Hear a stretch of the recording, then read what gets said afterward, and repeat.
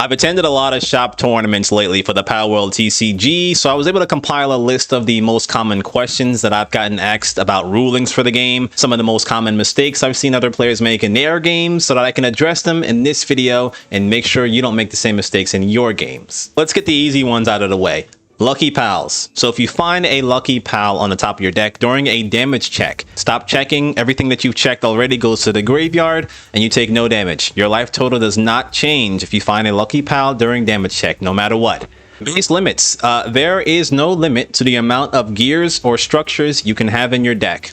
Pals is 5. You cannot have any more than 5 pals. If you go to place a pal while you already have the limit of 5, you just have to send pals from your base to the graveyard equal to the amount of pals you're trying to play. If you're trying to play a heavy structure gear deck, that's up to you, but just be prepared to have a bunch of stuff on your base and not enough space. So good luck with that. The taunt mechanic. Taunt on a pal means that if that pal can be attacked, you have to attack it. Normally, you can only attack pals that are rested. If there's a pal that is rested and it has taunt, you have to attack that pal that has taunt.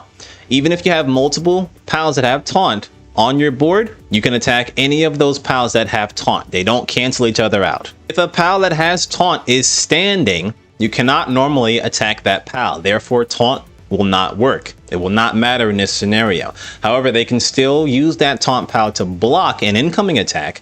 And then if they survive that attack, they are rested, which means now taunt is going to be active. If the attacking pal has assault, like Grisbold or Gumos, that means they can attack a standing pal. So even a pal that is standing and it has taunt, assaulters must attack that standing pal. If there's a standing pal and a resting pal that has taunt, and you have an assaulter like Grisbold, then you can choose to attack either of those pals that has taunt. If your opponent has, say, a Lamball that cannot be attacked by pals that are 4 costs or greater, and they give it taunt with the no pals sign structure, that pal cannot be attacked by anything that's 4 or greater, which means taunt will not work against pals that are 4 costs or greater. You will bypass the taunt of that Lamball unless you're attacking with a pal that is 3 or less, because again, taunt will not work if the pal cannot be attacked. If your opponent is attacking with a stealth pal, which means they can't be blocked, they still have to select a taunting pal as an attack target. It does not bypass the taunt. However, if they're attacking that taunt pal, your opponent still can't block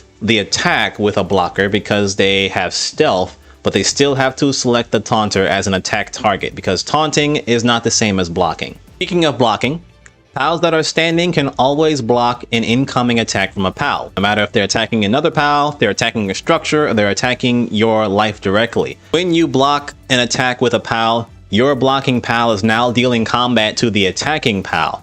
But this does not mean that the attacking pal chose your pal that's blocking to be attacked. Abilities like Thwack, which depends on being attacked, will not work if Thwack is chosen as a blocker, because it's not the same thing. Cards like Kativa and Lamball that cannot be attacked by certain cost pals can still be used to block anything no matter what, because again, they're not the same thing. The main phase of your turn. You can do an assortment of things during your own main phase, and there is no order. As long as it is your main phase, you can declare an attack, you can deploy a pal, you can build a structure, you can use an event card, you can do any of these things in any order. Attack, deploy, deploy, attack, attack, deploy, attack, deploy, deploy, whatever the case. Speaking of the main phase, quick cards. Any event that has the quick notation under its name, they can be used during 2 timings. One is during your own main phase, when you're doing all of your other stuff, and the second timing is during your opponent's turn when they are attacking you after the block phase. So when an attack is declared, the first thing is there is a block phase. So you can choose to block that attack with a standing pal. And then after that, if you choose to or you choose not to, then is the quick phase. The defender can now use a quick from their hand, any amount that they choose. One by one, obviously, they resolve, and then you can use another one. Just to clarify, yes, quick cards that are event cards, such as Ignis Breath, can be used on your own turn as well. I get this question so many times. And finally, power versus damage taken. This is probably the most common misconception of how this game works that I've seen. Every pal has a power printed on their card. That power number does not change unless there is an effect that is directly changing it, such as boosting or reducing. The power number on a PAL card has two meanings. The first meaning is it determines how much damage that PAL can deal in combat to another PAL or to a structure. Second meaning is how much damage that PAL can take before it gets sent to the graveyard. No matter how much damage a PAL takes from battle or from events or other abilities, the printed power on their card does not change. Damage taken is represented as a different number from the PAL's power that should be recorded during a normal game. If you have a Grisbolt on your base resting for its 1600 power, and your opponent plays a Bronze Cherry of 1500 power, swings into your Grisbolt, and the battle is successful, your Grisbolt just took 1500 damage. That is a number that sticks with that Grisbolt until the end of the turn. Bronze Cherry is defeated by this battle because it took 1600 damage of retaliation from the Grisbolt,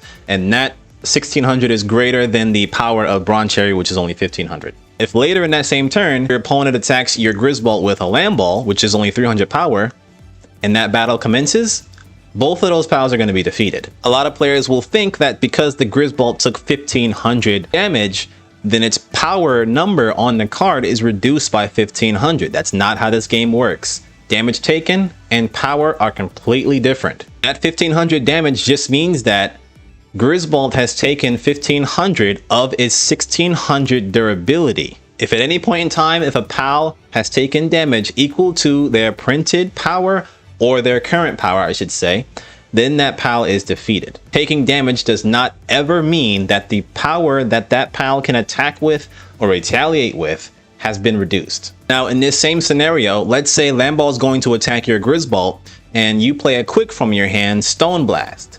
This will power up your Grisbolt and give it 500 extra power until the end of the turn. Now, your Grisbolt has still taken 1500 damage before this attack, but its power is now 2100. And so it's not going to be defeated by the 200 power from a Land Ball. At the end of this battle, Grisbolt will have taken a total of 1700 damage, but since its power was boosted by the Stone Blast to 2100, now it needs an additional 400 damage to actually defeat it. At the same time, there are card effects that reduce power, such as Astagon and Vanwyrm. If you deploy an Astagon in this situation against your Grisbolt, Astagon's deployability would reduce Grisbolt's power by 1000. When you reduce power directly, this is the only thing that directly changes the standing power of a PAL. So in this scenario, if Astagon is played to reduce Grisbolt's power to 600, this is doing two things. It's reducing the striking force Grisbolt has to attack and to retaliate, and it's reducing Grisbolt's needed durability to take it out. Now you only need 600 power to defeat Grisbolt, and it can only attack with 600.